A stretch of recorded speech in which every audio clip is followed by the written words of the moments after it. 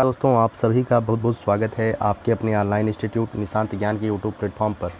मैं नितिन उपाध्याय आप सभी का स्वागत करता हूं, अभिनंदन करता हूं आज के अपने इस वीडियो पर।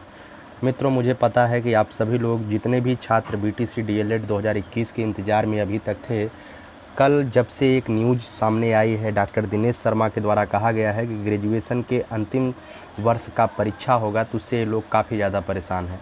हमसे लगातार कमेंट के विभिन्न वीडियो में कमेंट किए जाते हैं, जो वीडियो बीटीसी से संबंधित नहीं भी रहता है उसमें भी लोग आकर के कमेंट कर रहे हैं कि भैया आप बताइए कि अगर ग्रेजुएशन अंतिम वर्ष की परीक्षा नहीं होगी तो हम बीटीसी का फॉर्म कैसे अप्लाई कर पाएंगे। ठीक है, आज हम इसी मुद्दे पर बात करेंगे, क्या सही है क्या गलत है और आपके भविष्य के साथ किस तरीके से होने वाला है, उस मुद्दे पर एक विस्तृत चर्चा के साथ यह वीडियो मैं आपको देने वाला हूँ। मित्रों, सबसे पहली बात, बीटीसी का फॉर्म कब तक आएगा इस पर मैं चर्चा कर देता हूं। उसके बाद एक फाइनल ईयर वालों की परीक्षा होगी कि नहीं होगी, इसके बारे में भी अभी कोई निर्णय नहीं लिया गया है। जो चीज़ें प्रकाशित हुई हैं अभी उस पर हम चर्चा करते हैं। आगे है ईडब्ल्यूएस। सबसे ज़्यादा मैंने वीडियो में एक वीडियो में बताया था, ईडब्ल्यूएस इकोनॉमिकली वीकर सिस्टम, आर्थिक रूप से गरीब सवर्णों का आरक्षण जो है वो किस तरीके से बनता है और क्या फ़ायदा होता है बीटीसी डीएलएड में या किसी भी प्रतियोगी परीक्षाओं में उसका क्या फ़ायदा होने वाला है, उस पर भी हम बात करेंगे। और क्या है अपडेट आज की बीटीसी के बारे में, उस पर भी हम बात कर लेते हैं। और उससे पहले मैं आपको बताऊंगा, चैनल पर नए हैं चैनल को सब्सक्राइब करके हमसे जुड़ सकते हैं, क्योंकि यहाँ पर जो है आपके यूपी लेखपाल बनाने के लिए पीईटी की सिलेबस वाइज इतिहास के सब्जेक्ट के वीडियो शुरू हो गए हैं। आप लोग उसे देख करके अपने तैयारी को एक विस्तृत धार दे सकते हैं। अगर आपको वीडियो देखनी है, लिंक डिस्क्रिप्शन बॉक्स में है, उसे भी आप देख सकते हैं। आइए चलिए हम बात करते हैं। सबसे पहले आपके सामने जो ट्वीट वायरल हो रहा है, ये ट्वीट बिल्कुल असली है, कोई नकली ट्वीट नहीं कहेगा इसे।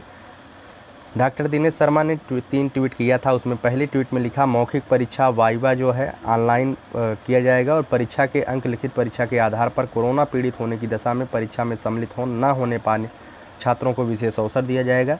घोषित व्यवस्था से परीक्षा परिणाम में संतुष्ट न होने वाले को 2022-23 में पुनः अवसर दिया जाएगा।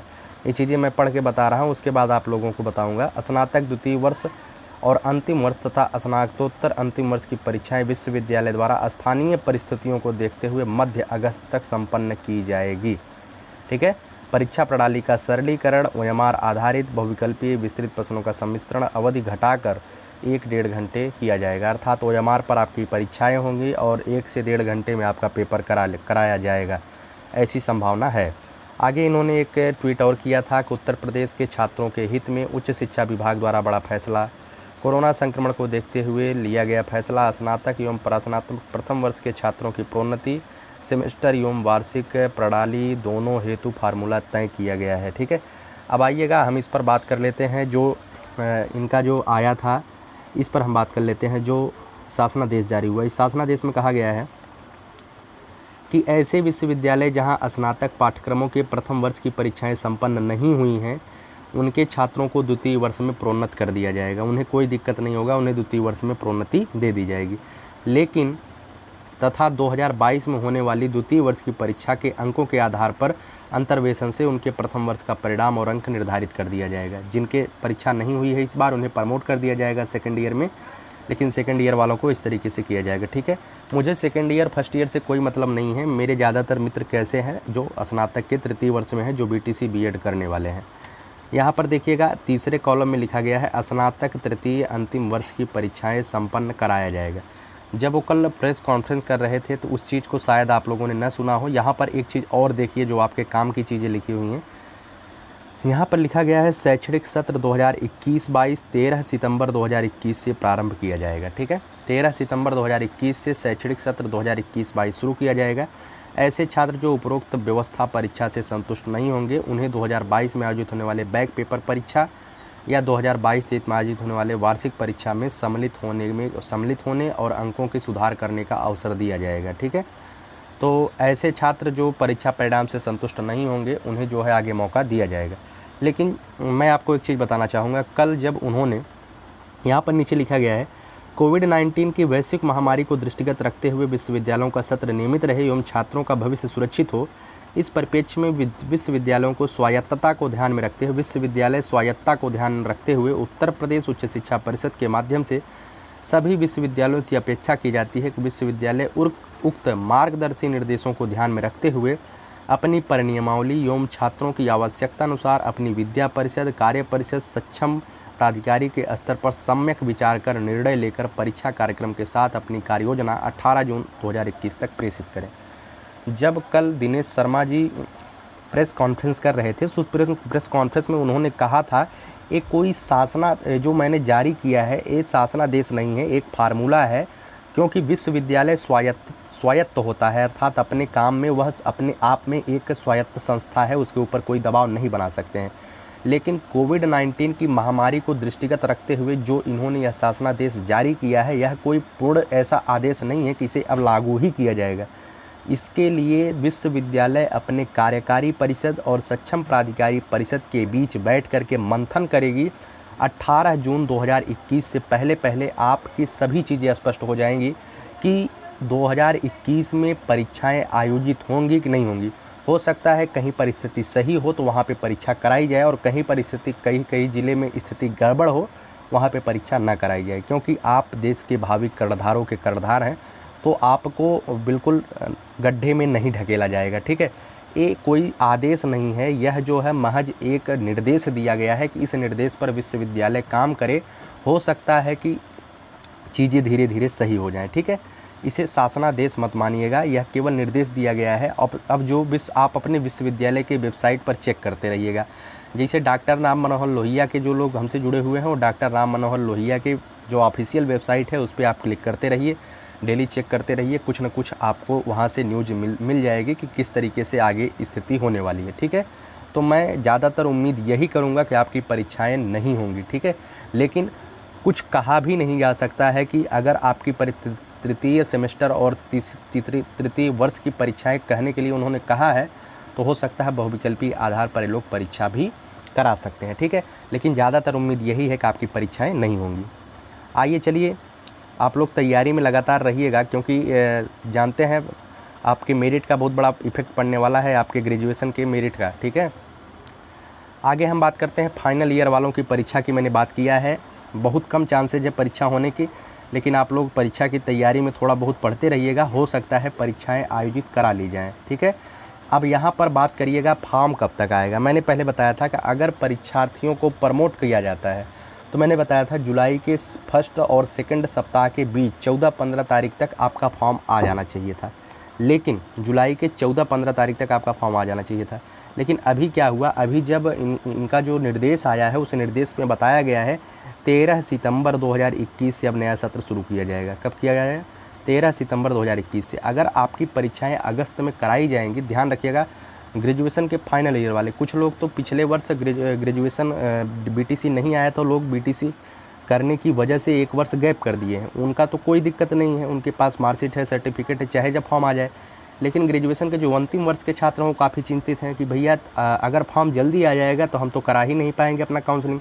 तो मित्रों, मैं आपको एक चीज़ बताना चाहता हूँ कि बीटीसी का फॉर्म तभी आएगा जब आप लोगों का फाइनल रिजल्ट आ जाएगा। ठीक है, किसी विश्वविद्यालय के नहीं आया रहेगा, लेकिन बीटीसी के फॉर्म के लास्ट डेट से पहले आपका रिजल्ट आ जाएगा, इतना आप यकीन करिएगा। ठीक है, अगर प्रमोट हो जाते तो आपका 14-15 जुलाई तक आपका रिजल्ट बीटीसी का फॉर्म आने वाला था। लेकिन वर्तमान की परिस्थिति के अनुसार अब 18 जून के बाद कोई निर्णय आएगा, उस पर हम एक वीडियो बनाएंगे कि आगे स्थिति क्या होने वाली है। आपका जो फॉर्म है वह अगस्त में आएगा या जुलाई लास्ट में आएगा, उस पर हम वीडियो बनाएंगे, क्योंकि अभी इस पर संशय है। जब 13 सितंबर 2021 से उन्होंने नए सत्र की आह्वान किया है तो हो सकता है आपका फॉर्म भी थोड़ा सा लेट जाए, क्योंकि अगर आपकी परीक्षाएं होती हैं तो फॉर्म को लेट किया जाएगा। ठीक है, आपका सत्र, सबका सत्र लेट हुआ है, आप ही का नहीं, सबका सत्र लेट हुआ है, ऐसी कोई बात नहीं है, इसमें कोई घबराने वाली भी बात नहीं है। अगर आपका ज़िंदगी है तो आप बहुत कुछ आगे करेंगे। ठीक है, आइए चलिए आगे हम बात करते हैं ईडब्ल्यूएस के बारे में। बहुत से लोगों ने हमसे पूछा कि भैया ईडब्ल्यूएस पर वीडियो बना दीजिए।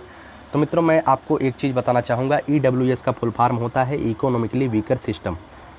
आर्थिक रूप से गरीब आर्थिक रूप से कमज़ोर वर्ग के अभ्यर्थियों को ईडब्ल्यूएस आरक्षण दिया जाता है। अब आर्थिक रूप से गरीब वही अभ्यर्थी इसका लाभ ले सकते हैं जो किसी अन्य आरक्षण का लाभ न ले रहे हों।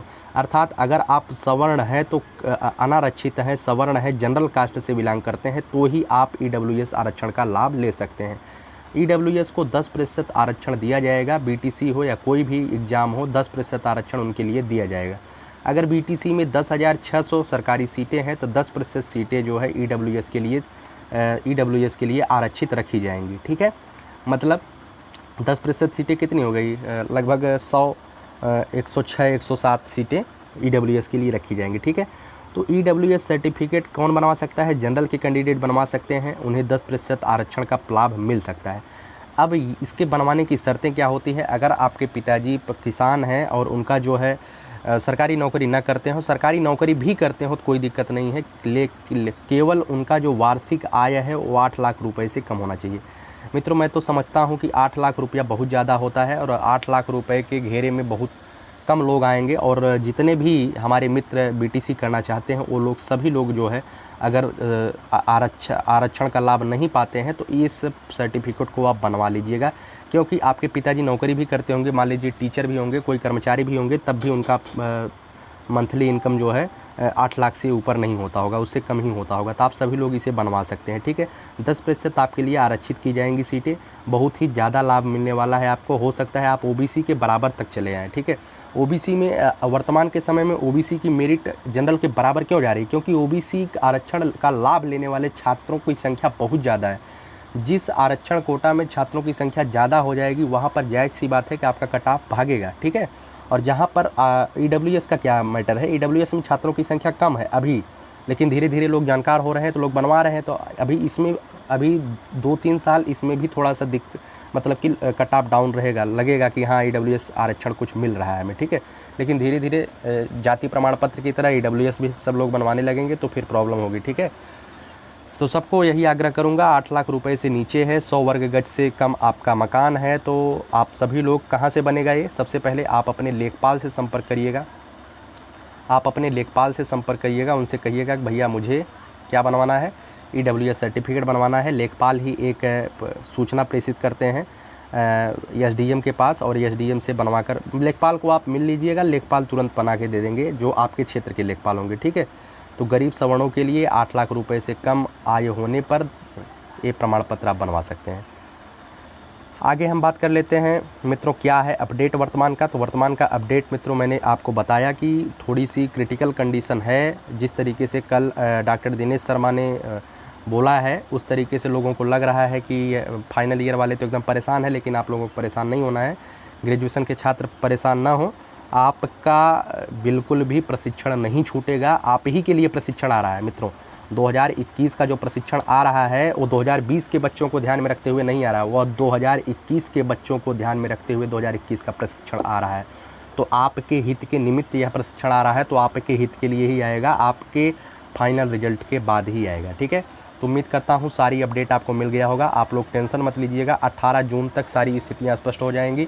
लगातार आप हमसे जुड़े रहिए और यूपी पीईटी लेखपाल के लिए आप तैयारी करते रहिए। मैंने पहले भी बताया है कि आपके घर शिक्षक बनना अंतिम उद्देश्य तो आपका होना ही चाहिए, लेकिन उससे पहले अगर कोई नौकरी आपको मिल जाती है तो आप उसे कर लीजिए, मेहनत करिए। यूपी पीईटी हो सकता है 2022 के विधानसभा से पहले आपके हाथ में लेखपाल का ही ज्वाइनिंग लेटर आ जाए। ठीक है, वीडियो पसंद आती है लाइक शेयर सब्सक्राइब के माध्यम से हमारा मोटिवेशन करिएगा, हौसला बढ़ाइएगा। मैं आपके लिए लगातार काम करता रहूँगा और इस काम के लिए मुझे कुछ भी व्यक्तिगत स्वार्थ नहीं है, केवल और केवल इसमें मेरा समाज सेवा ही जुड़ा हुआ है। बहुत बहुत धन्यवाद।